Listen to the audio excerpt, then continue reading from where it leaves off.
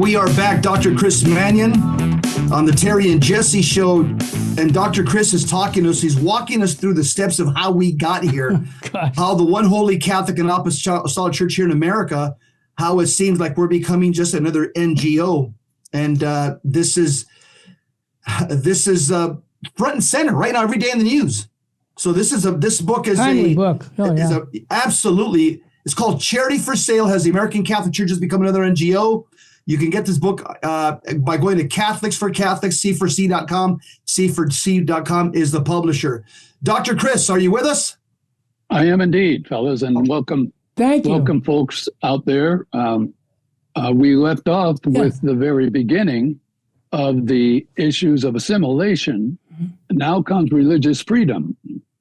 With assimilation, President Benjamin Harrison in the late 1880s met with Cardinal Gibbons, and they agreed that the church, religion in general, is what they called it, but Christianity would supply the moral grounds for government, and government would provide the security and protection of the American people.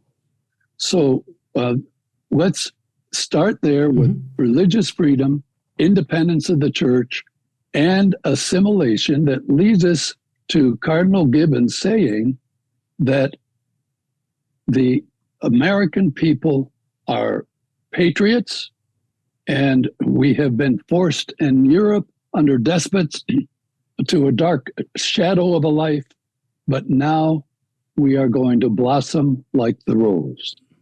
And that's why he called America God's country. And this was the tenor of the times through the turn of the century until the First World War broke out in 1914. When that happened, Cardinal Gibbons was the sole spokesman of the church, and he said, wait a minute, we've got Irish.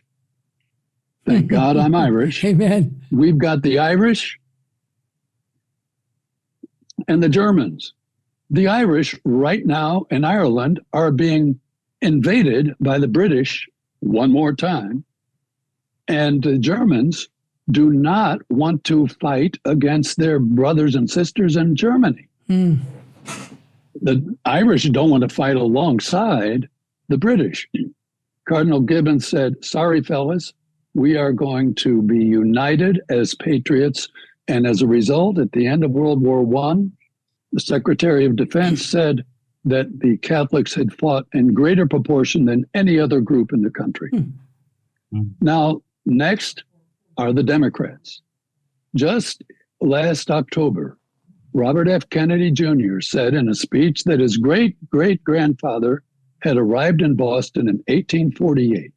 He was welcomed, he said, by the Democrats who took care of him.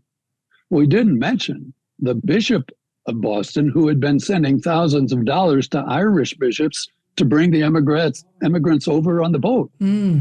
So when they landed, there were Democrats and Catholics that took care of them. That bond has lasted to this day. Wow. My father was an Irish Democrat, and Wilson was a very grateful president because he was a radical. He had repudiated the notion of America as a republic. We're now a democracy. And he was setting us on the course to make the world safe for democracy with a war to end all wars. Well, we know how that worked out. But in the end, we have the bishops acknowledging the primate of America as their spokesman. As far as American Catholics are concerned, first of all, the primate of America is the voice of the church. But after World War I, a group formed to establish permanently the United States Catholic Conference that we have today. They called it the Welfare Conference then, but in 1919, they formed the Bishops' Conference. And the first Bishops' Pastoral was a socialist document. Wow. Now that's permissible because as we move to Father John Ryan, the first spokesman for the bishops, he was a hardcore, solid magisterial Catholic priest at Catholic U. He wrote the 1908 chapter on charity in the Catholic Encyclopedia. Wow. And if you read it today, in the 1908, it's still at newadvent.com or org, there you have the beautiful definition of charity, including how lousy government charity is. This is the man who, nonetheless, embraced the Democrat platform from 1919 forward. He was a very effective speaker. He effectively defended what we today see in Humane Vitae and Casti Connubii, and he embraced the Democrat Party's socialist social welfare system, especially under Franklin D. Roosevelt. And when we get to Franklin Roosevelt, we see that he was very glad to have the Catholic support because Father Ryan was speaking for him in the Democrat National Committee on national broadcasts. Now, I admit, on the election night 1916, my father was a Catholic University grad student, and at the time, he too was for Wilson. He was the cheerleader in front of the DNC on election night, and their chant was, "We want Wilson one time more. We want peace. We don't want war." Well, that was Dad, the cheerleader from Catholic U grad school. 6 months later, he and every other student at Catholic U was in the Army. That's incredible. Wow. So, mind you, he was the first author of a pastoral in the Bishops' Conference history. He was loyal to the magisterial teaching of the church. And he was a socialist and admitted it. When the pastoral came out, his sister said, who was a nun, by the way, a lovely lady, I understand, "Why weren't you given the attribution of authorship?" No, he said, "They know I'm a radical. And I don't want to be, I don't want to have this teaching pegged to that radical Father Ryan." Well, history has taught us that they didn't need Father Ryan to be radical.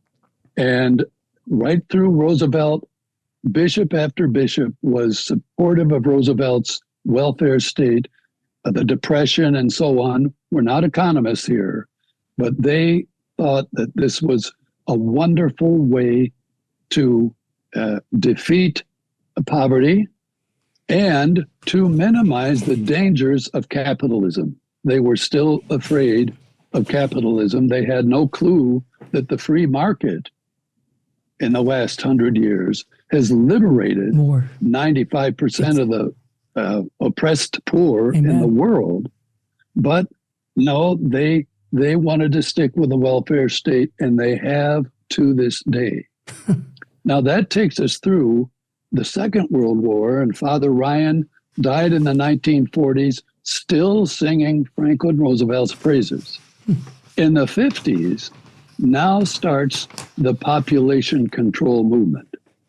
And that had begun, and by the way, Father Ryan was debating population controllers in 1905. Wow. Strong man, right up through the 30s.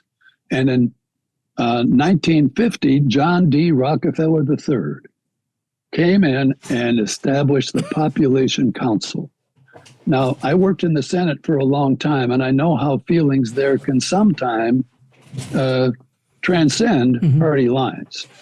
The one that transcended party lines in the 50s was fear of the German Lebensraum. That is, we need more room to expand for more Germans. They thought that population meant war. And we've had two wars over, if you will, who's going to run and have more families of ours in Poland, in Czechoslovakia, in Austria, and so on. So both parties, by the end of the 1960s, had endorsed population control. Wow. And John D. Rockefeller came to Notre Dame because he knew that the Catholics were his biggest opponents. So he founded a workaround with Father Hesburgh, who was president of Catholic U at the time. They had secret meetings upstairs in the Hesburgh Memorial Library while I was studying in my carrel downstairs. I knew nothing about it. I didn't know this until I started working on this book in 2019. Wow. 2009. Incredible. Then I started digging. Wow. And Father Hesburgh wanted something for Notre Dame that he considered worthwhile. He wanted to be prestigious. He wanted to be in the same rank as Yale and Harvard. And Rockefeller promised him that and gave him the opening to all the New York money class. And they got their elitism, but they were required to dump their Catholic belief in family planning, which they did in 1967. Yeah. The Catholic universities, over 24 of them, joined Father Hesburgh in renouncing their loyalty to the Catholic faith, even though they were going to insist on the name Catholic.